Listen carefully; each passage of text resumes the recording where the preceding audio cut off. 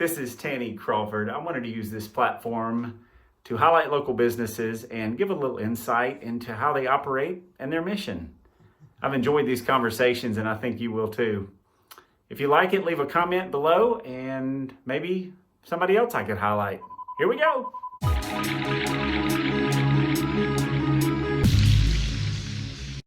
Hello, this is Tanny Crawford. I've got with me today Nate Mold of Fashionably Nate. Nate, thanks for joining us today, bud.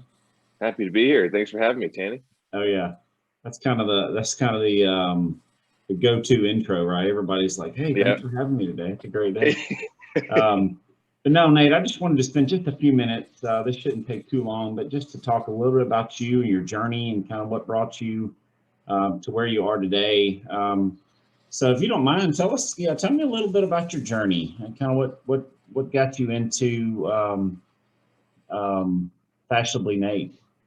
Okay. So I guess start at 2014 after college. I was trying to figure out what I was going to do, and a friend of mine who I worked with at a valet job was also working at Brooks Brothers, and he was leaving that job to go sell tractors.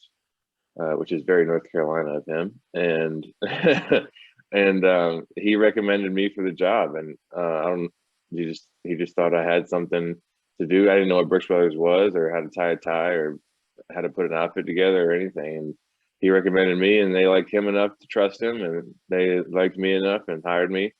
So I started working there, and met some people that kind of mentored me, helped me get the basics, the foundations, and quickly became obsessed with it from there, and started doing stuff on my research on my own and learning things, and transferred to the one here when I moved here to play music, and then started up Fashionably Nate kind of softly about a year and a half ago, but for real about 5 months ago. Oh man, that's great. So you play music? You in the music? I do. Yeah, I played drums for 7 years. I've played drums professionally, and I was in a band for the last 4 years and toured the country in a van named Edgar. You named your band. That's awesome. Well, when you spend so much time in it, it starts to become you start to feel like it's an actual person that you have a relationship with. Oh yeah. Well, with Fashionably Nate, I've always heard look good, feel good, play good, and it honestly play good, they pay you good. yeah, true. And honestly, when I dress, when I feel like my outfit works, there's just this automatic level of confidence that happens, and it stays throughout the day, even at the end of the day with a wrinkled shirt and whatever, it's still that confidence there. But tell me, why'd you decide to get into is it the men's clothing business, or is it style, or is it just anybody? Is it men and women? How does that? Yeah, tell me about why you decided to get into it and what it is. So Fashionably Nate specifically, you mean? Yeah. Yeah. So about, like I said, once I was at Brooks Brothers for a while and worked at other companies as well, I just noticed how much of a difference it made in my personal growth when I started dressing well and learned how to properly dress, and how people treated me differently, looked at me differently, and also how much better I felt going throughout the day and going into the day. And I started noticing how much I enjoyed passing that on to other men who would come into the stores, or friends who would ask me for help. And then I've always tried to figure out what I could do for a career based on what would I enjoy doing for 8 hours or more a day, Mm-hmm. And I've been blessed to have two passions, in fashion and music, and so I just kind of decided at some point to start the Fashionably Nate thing, and decided to take it full on in August, like I mentioned before. So it's just help. And I don't know if you believe in horoscopes, but I'm a Libra, and Libras are very helpful. And so I just love helping the men, helping. We can edit that one out. That's a blooper. Yeah, it's a blooper. Yeah, so just enjoy helping, and then helping men feel their best, helping them become more successful, helping them become more confident and overall happier. Yeah. Not to squirrel trail on this, but we're always told, at least I was growing up, don't judge a book by the cover. But Absolutely. Guess what though? It just Mm-hmm. happens. It just happens out in the workplace, at the grocery store. It's a quick automatic judgment that the world just gives you. So anyway, Less than 3 seconds too. oh yeah, exactly. So all right, cool. So switch gears just a little bit into kind of success mode. The world's got its own definition of success. Is there something or some way you would describe success, or when you first think of success, what does that look like to you? This is tough because obviously I want to be like, oh, I'm making tons of money, but true, I would feel truly successful if I'm doing something I truly love, and making enough money to support my family in a way that I would like to, having enough to put in the savings and having investments and save for college and all that stuff. But yeah, I mean, if I'm going to work and stoked to go to work and really happy and making enough money to live a comfortable existence with a family, I'd say that's pretty successful. Yeah. Yeah, that's you've heard of Jim Rohn and Tony Robbins and John Maxwell and some of these big leaders, and they coach millionaire and billionaires, and by the time those people get to that level, their definition of success changes, because then it's like, well, I've made my first billion, so but they're still don't feel successful. So I think that success target kind of moves. There's a lot of principles, the Pareto principle and Parkinson's law and all these other ones that we learn about in our mastermind group some, but on daily disciplines to get us to success, Jim Rohn says the formula for success is small, simple disciplines practiced every day. I know you and I have talked about journaling and then starting out our day with a list. Is there a simple discipline or something that you try to practice every day to get you where you need to be? Yeah, well, I would say the gym is one of them. And I've also recently started working up at 4, 3 days of the week, to get Fashionably Nate stuff done before I have to go to work or do anything else. And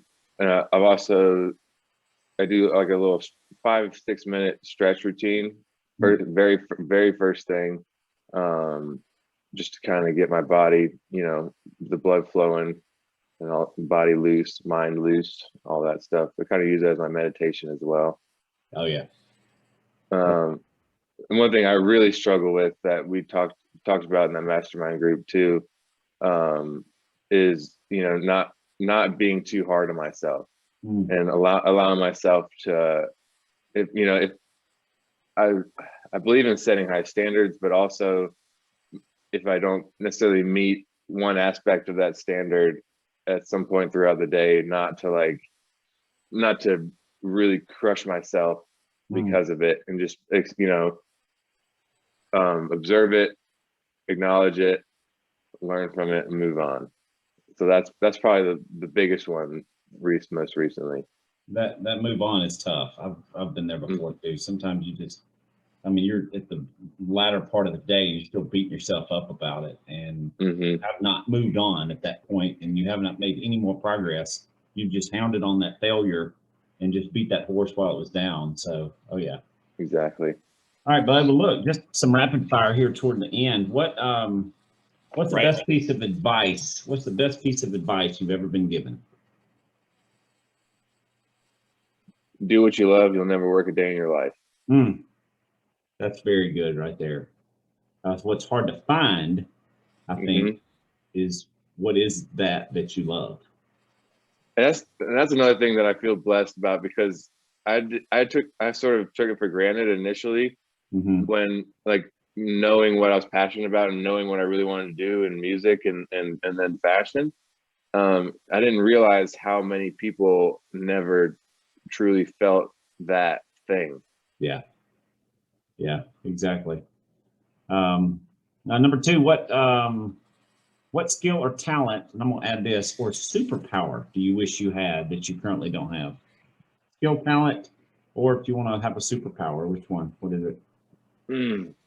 Superpower would be teleportation. Mm.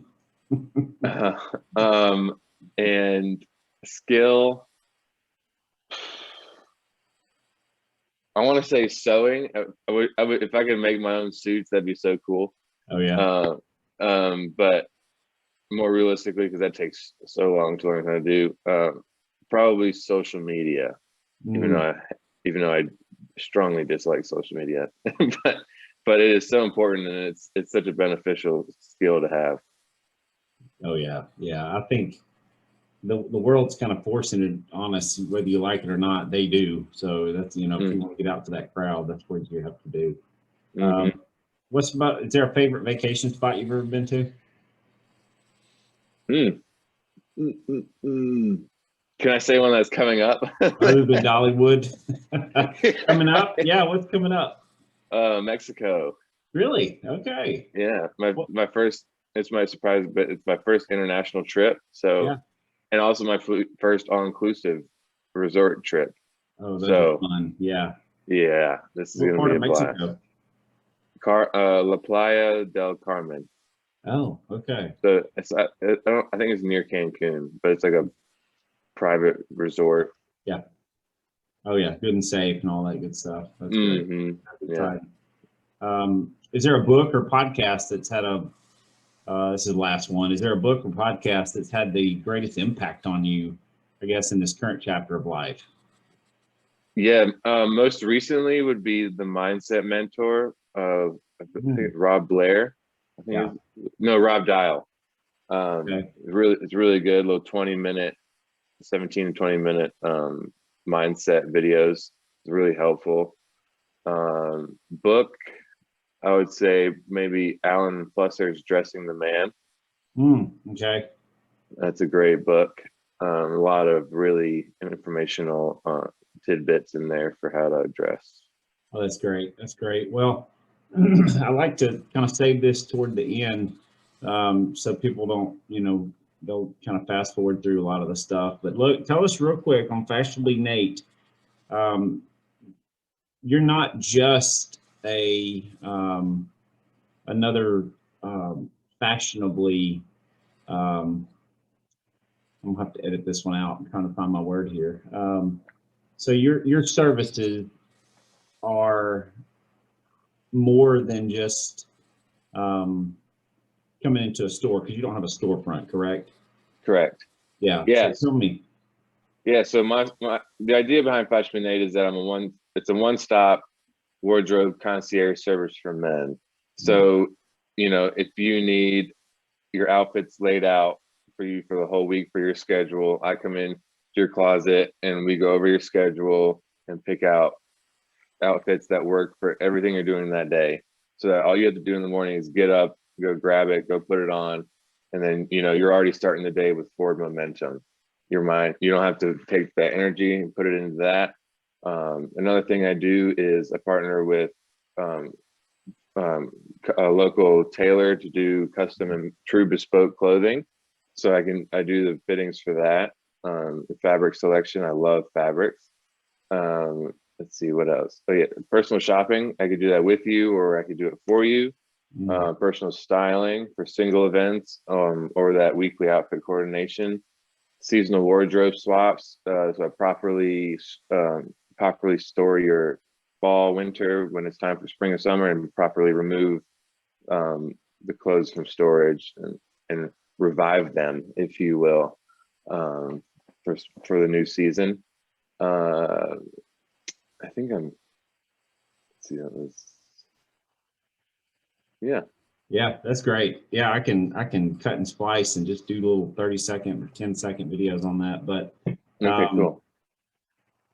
all right, last thing, let's see. Oh, you said Bespoke. What is what I've seen that around, but I'm not sure I know exactly what it is.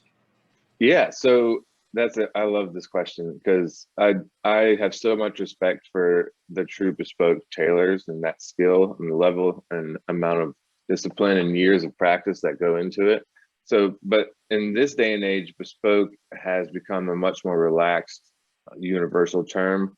And a lot of custom clothiers will use the term bespoke in their name to, for marketing purposes and just make them sound more established.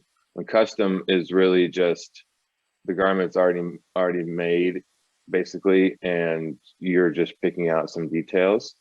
And then made to measure is like a step up from that, and kind of there's a pre-existing pattern that in a factory somewhere, and you get with your clothier, you pick your details, you pick, they take some measurements, and then they kind of adjust that pattern to your measurements, and then put your specific details in the customization aspect of it. And then true bespoke is when you go in with a master tailor and it's generally 2 to 3 fittings, maybe sometimes 4, and they make a toile, or a toile, which is a mock garment that is made out of really cheap material. So you come in the first fitting, they take all the measurements, and they generally take more measurements than made to measure.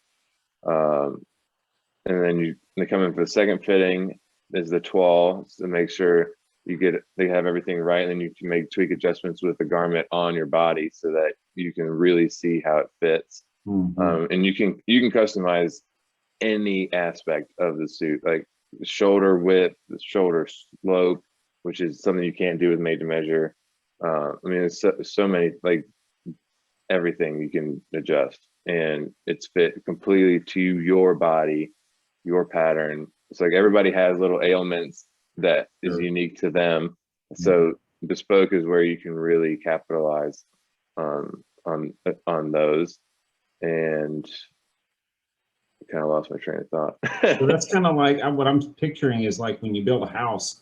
If you go into like that first level, you go into a house, it's pretty much already built, but you can change faucets and a couple of things like that. And the second made to measure would be like you kind of going into an architect's office, but he's already got here's 5 floor plans you can pick from.